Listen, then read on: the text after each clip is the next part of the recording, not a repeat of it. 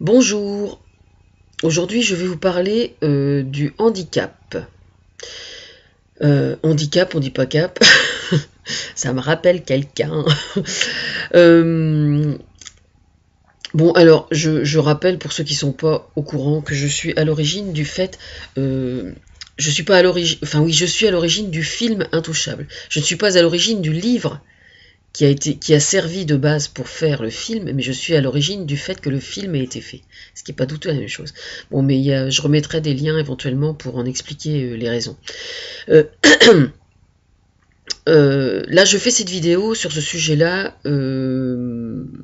à cause de ce que j'ai entendu hier au journal, à savoir le gouvernement, il y a plusieurs années, y compris le gouvernement de Sarkozy d'ailleurs avait commencé à faire une loi pour obliger les administrations et les particuliers à adapter le mode d'accès des handicapés.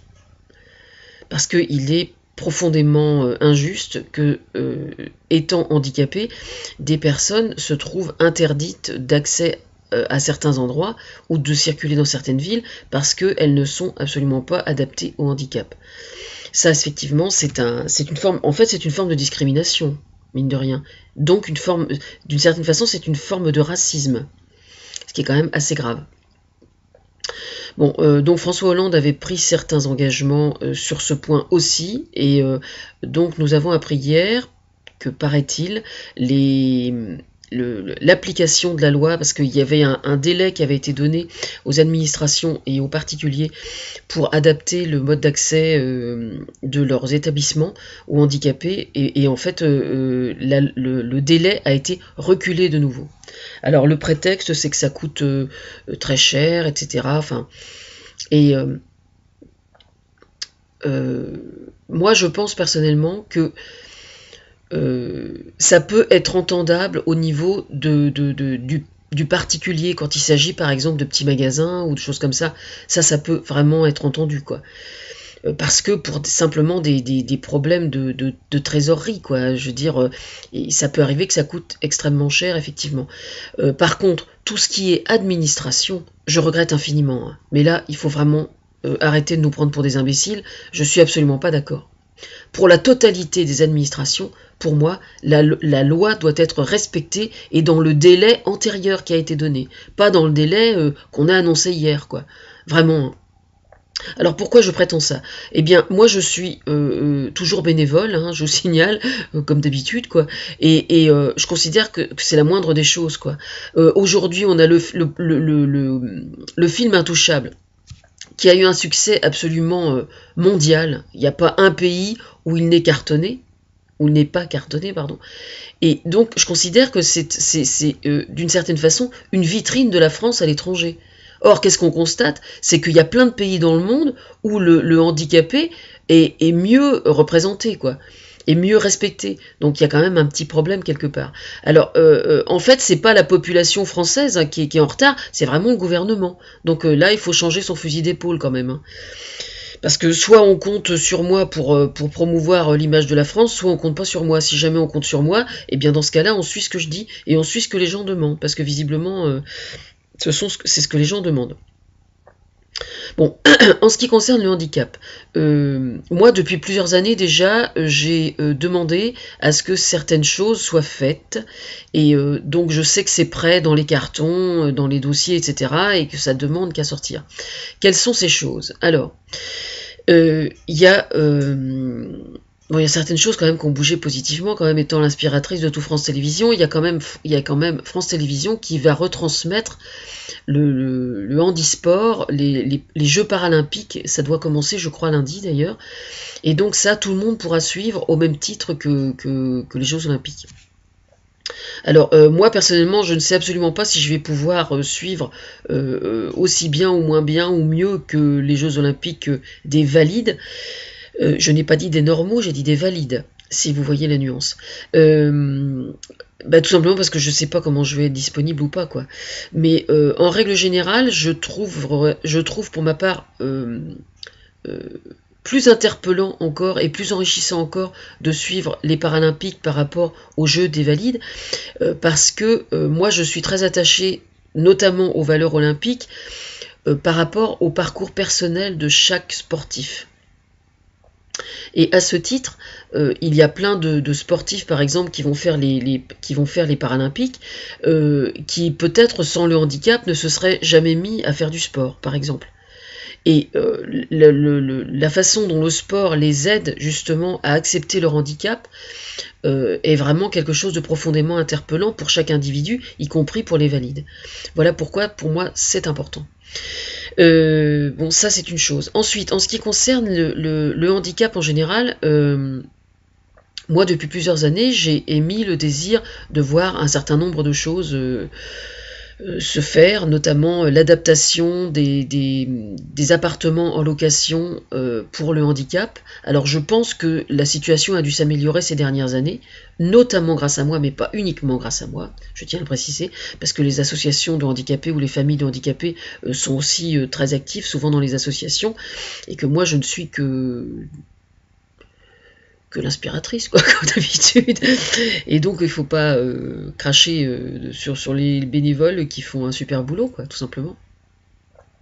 Et notamment, il y a des choses qui pourraient être faites. Alors moi, j'avais notamment interpellé tout le monde au sujet de la largeur des portes, parce que je connaissais quelqu'un qui travaillait dans l'aide à la personne, évidemment, encore une de plus, et elle me disait, tu ne soupçonnes pas la quantité de personnes âgées qui se retrouvent obligées de quitter son domicile et d'aller en maison de retraite uniquement parce que son logement n'est pas adapté à la largeur nécessaire pour que le fauteuil roulant puisse circuler, quoi.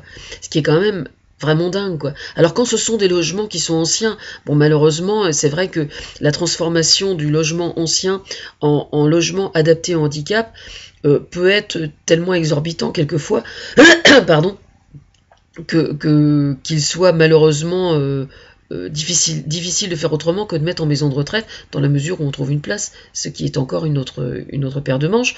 Mais ce que je veux dire, c'est qu'on pourrait très bien, par exemple, faire une loi qui oblige tous les immeubles en construction à ce que tous les rez-de-chaussée soient adaptés au handicap systématiquement. Et d'autre part, faire des largeurs de... Alors ça c'est pareil, hein, j'avais vu avec les comment on appelle ça, la Confédération des travailleurs du bâtiment, au sujet des normes à adopter dans la construction des logements neufs. On peut parfaitement concevoir des logements neufs en prévoyant certaines adaptations à l'intérieur de l'appartement. Déjà que tous les rez-de-chaussée soient réservés aux handicapés, par exemple, me paraît simplement une question de bon sens, quoi. Avec une rampe d'accès, bien évidemment, pour que le fauteuil roulant puisse rentrer, si jamais il y a quelques marches. Mais même dans les étages, tout le monde a à gagner à ce que les portes soient adaptées au fauteuil roulant. Et franchement, ça change pas grand-chose, quoi. Et ça, ce sont des problèmes qui doivent être faits en amont. Alors ça, j'avais raconté ça déjà il y a quelques années, donc je pense que normalement, il y a très probablement beaucoup d'appartements qui ont où ça a été fait. Bon, quand je parle du traitement au sujet de la législation, de l'adaptation pour l'accessibilité, et que je parle d'adaptation, comment dire, d'une exigence qui soit différente entre des petits magasins, par exemple, ou des grands magasins, je pèse mes mots, quoi. Pour moi, c'est juste une question de bon sens. Je voyais le cas qu'ils ont repassé hier soir, notamment, de cet hôtel à qui on demandait de faire un ascenseur, pardon, je cherchais le mot, de faire un ascenseur et qui lui faisait dépenser des sommes absolument astronomiques. Je sais pas, je pense que ça n'est pas raisonnable d'exiger de tels investissements pour un hôtel. Je veux pas dire par là, évidemment, je ne veux pas dire par là qu'il ne faut pas qu'il y ait d'hôtel, enfin, que ça n'est pas important ou que ça n'est pas nécessaire pour les handicapés, bien évidemment.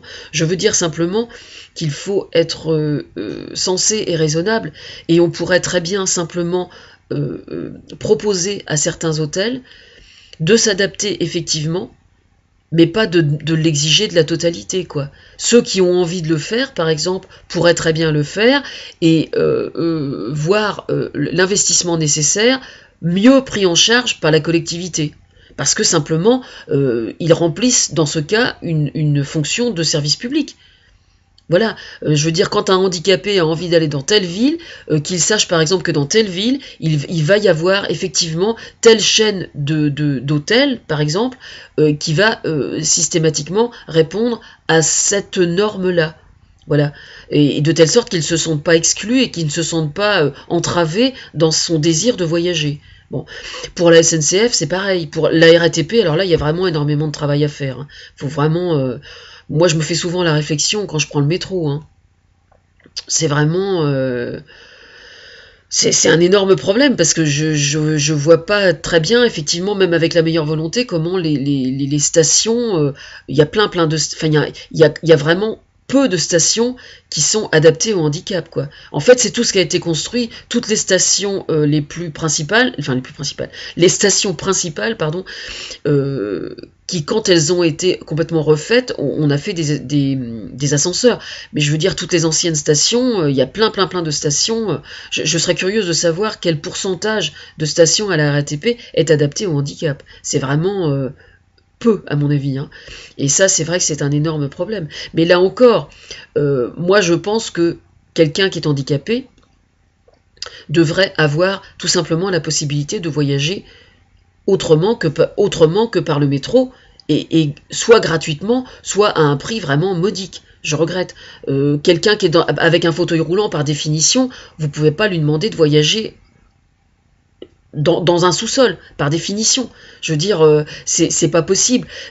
À mon avis, on pourrait par exemple parfaitement envisager que la RATP ait un contrat avec certains taxis, par exemple, qui soient adaptés au handicap. Voilà. Et ce qui fait que aujourd'hui, en plus, avec les portables, avec Internet et tout ça, je pense qu'il serait tout à fait envisageable que la RATP ayant un contrat avec certains taxis, eh ben, quand le handicapé veut se déplacer dans Paris, il prend contact avec ce taxi et, compte tenu de la convention qu'a signée avec la RATP, qu'il ait par exemple un tarif très largement préférentiel, de telle sorte qu'il ne soit pas du tout handicapé en plus dans sa façon de se déplacer dans Paris. Ça me paraît la moindre des choses. Enfin, moi, j'y pense souvent. Le déplacement dans Paris, pour quelqu'un qui se déplace difficilement, j'y pense d'autant plus souvent que moi, j'ai des jambes qui sont quand même pas tellement solides. Et que, bon, je m'adapte, bien sûr, parce que je suis pas handicapé, je suis pas handicapé physique tant que ça. Mais il faut quand même songer au vieillissement de la population. Je veux dire, à partir du moment où vous avez la population qui vieillit, ces gens-là doivent quand même pouvoir circuler dans Paris le plus possible. Et bon, quelqu'un qui est âgé ne peut pas se permettre de prendre le métro, c'est la même chose. Voilà, bon, il peut éventuellement se permettre de prendre le bus, mais un fauteuil roulant, prendre le bus, c'est un vrai problème quand même. On est bien d'accord, c'est pas possible, quoi. Voilà, imaginez un handicapé qui a besoin de prendre le métro, par exemple, pour aller bosser, et qui a besoin de se déplacer dans Paris pour aller travailler et qui doit prendre les transports en commun aux heures de pointe, par exemple. On frise la catastrophe, quoi. Je veux dire, il fait comment? Alors, certains me diront, bah oui, mais il touche l'allocation adulte handicapé. Bah oui, mais malheureusement, celui qui est dans un fauteuil roulant, l'allocation adulte handicapé, elle passe pour d'autres choses. Elle passe pour des heures de ménage parce qu'il peut pas faire son ménage tout seul chez lui, par exemple. Je veux dire, il y a énormément de choses qu'il est obligé de débourser parce qu'il est handicapé, et malheureusement l'allocation adulte handicapé ne suffit pas à mon avis. Hein.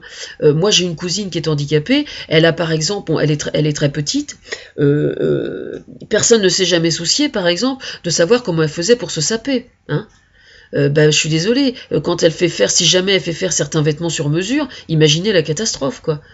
Oui, sur mesure, bah oui, parce que quelquefois, elle peut s'habiller, évidemment, compte tenu de sa taille. Il y a plein de vêtements qu'elle achète dans les rayons enfants des grandes surfaces. Le problème, c'est que les vêtements, par définition, qui sont conçus pour une gamine de 11 ou 12 ans, ça n'est pas nécessairement des choses qui sont adaptées à une femme de 55 ans comme elle.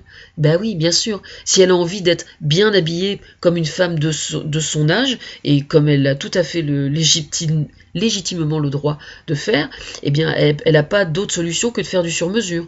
Le sur-mesure, c'est elle qui est obligée de l'assumer à 100%. Vous voyez ce que je veux dire? Donc il y a plein de petites choses comme ça. Alors notamment au sein de la gare Saint-Lazare, J'avais vu un jour, mais bon, c'était volontaire, Thomas avait arrangé ça avec eux, et puis c'était bien parce que c'est un truc auquel j'avais pas pensé. Il y avait des voyants qui accompagnaient d'autres voyants qui avaient les yeux bandés. Et donc, je ne sais pas s'il passait quelques heures dans la gare uniquement ou si c'était dans Paris, mais moi, je suis tout à fait prête à relever le défi d'avoir rendez-vous à Saint-Lazare avec quelqu'un qui m'accompagne. J'ai une canne blanche et lui il me tient le bras et je passe quelques heures, voire une journée entière, dans Paris, donc à l'aveugle, les yeux bandés, uniquement pour voir ce que ça fait, afin de voir quels sont les problèmes et ce qu'on peut faire, etc. Voilà. Parce que quand on marche dans une gare, par exemple, il y a des bandes granuleuses sur le sol pour que la canne blanche puisse, en balayant de droite et de gauche, puisse guider les aveugles. Mais bon,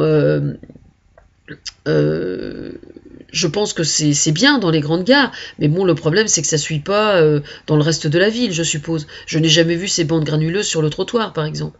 Voyez. Alors, par exemple, j'ai remarqué une chose. Vous savez que quand on regarde le plan du métro à Paris, il y a une couleur par ligne. Bon, alors j'ai posé la question à Thomas un jour, comment fait un daltonien pour se repérer sur un plan dans Paris? Comment fait un daltonien? Tous les repères qui sont en couleur pour un plan ou pour n'importe quoi d'autre, comment fait un daltonien pour s'y retrouver? Alors, les daltoniens, je ne pense pas que le daltonisme soit considéré comme un handicap, c'est peut-être un tort, parce que mine de rien, ça doit être coton à gérer. Hein. Moi, je me souviens notamment de mon ophtalmo quand j'étais enfant, qui m'avait vendu mes premières lunettes. Et mon père, ayant un œil de verre, il allait chez ce monsieur-là pour son œil de verre aussi. Et un jour, on avait abordé le sujet et il était au bord des larmes, quoi. Parce que lui était daltonien. Je ne savais pas du tout, moi. Et j'avais jamais soupçonné, en fait, que les daltoniens pouvaient souffrir à ce point-là de ce handicap-là. Moi, je pensais naïvement, je suis stupide, hein, mais je pense qu'on est beaucoup de stupides dans ce cas-là. Je pensais naïvement que les daltoniens n'étaient gênés dans cette particularité-là que par le côté purement esthétique et je dirais artistique. Mais je me suis dit, à partir du moment où ils n'ont jamais vu comme nous, peut-être que ça les gêne absolument pas, quoi. Et puis c'est très particulier le daltonisme aussi. Hein. J'avais mon collègue de travail, moi à une époque un collègue de travail qui était daltonien, et le beige, il le voyait bleu ciel, par exemple. C'est-à-dire que c'était les gris colorés uniquement qui se changeaient. Alors, il y a plusieurs formes de daltonisme. Alors évidemment, je parle de ça parce que je suis très sensible à la couleur, mais bon, bah, du coup, le noir et blanc, je pense qu'ils le perçoivent bien. Moi qui suis à l'origine du noir et blanc, du retour du noir et blanc, le noir et blanc, ils doivent bien le percevoir. Mais ce que je veux dire, c'est que il y a certains repères visuels relatifs à la couleur où les daltoniens doivent être sacrément dans la merde, quoi. Vous voyez ce que je veux dire? Il y a plein de trucs au niveau du handicap. Je pense qu'il y a plein de choses qui ne vont pas, qui n'ont peut-être jamais été pointées du doigt. Alors je sais que Gilbert Montagnier a été dans un ministère du handicap, je crois, sous le gouvernement Sarkozy avant. Alors j'aimerais bien savoir, lui, s'il a réussi à faire quelque chose quand il était ministre, déjà, s'il continue à suivre l'affaire ou pas. Et enfin, moi, je suis tout à fait prête à travailler sur le sujet, mais je ne le ferai pas bénévolement. Non pas que je ne veux pas travailler bénévolement, mais il se trouve que je suis attendue sur plein d'autres trucs, et que donc je ne trouve pas le temps, quoi. C'est tout simplement ça. Voilà, quoi. Je peux pas... si j'ai des idées qui me viennent... Je pensais notamment aux inventeurs, parce que ça arrive très souvent, par exemple, que des parents de handicapés ou des frères et sœurs d'handicapés inventent des outils pour aider le handicapé. Est-ce que ces outils-là sont reproduits industriellement? S'ils sont reproduits industriellement et vendus, est-ce que les brevets sont respectés? Est-ce qu'ils sont spoliés? Est-ce qu'ils sont violés intellectuellement? Le matériel paramédical, c'est pareil. Il y a un taux de TVA complètement exorbitant qui fait que quand on achète un fauteuil roulant, quand un handicapé achète un fauteuil roulant, ça coûte la peau du cul. C'est très mal remboursé. Enfin bon, il y a tout un tas de... En fait, je crois qu'autour du handicap, il y a déjà il y a des types de handicap qui sont extrêmement larges les uns par rapport aux autres, qui donc engendrent des gènes qui sont extrêmement divers, et tant que il faudrait quasiment faire une forme de catalogue de tous les problèmes qui sont rencontrés, et puis voir, donc c'est carrément un travail de fourmi, quoi.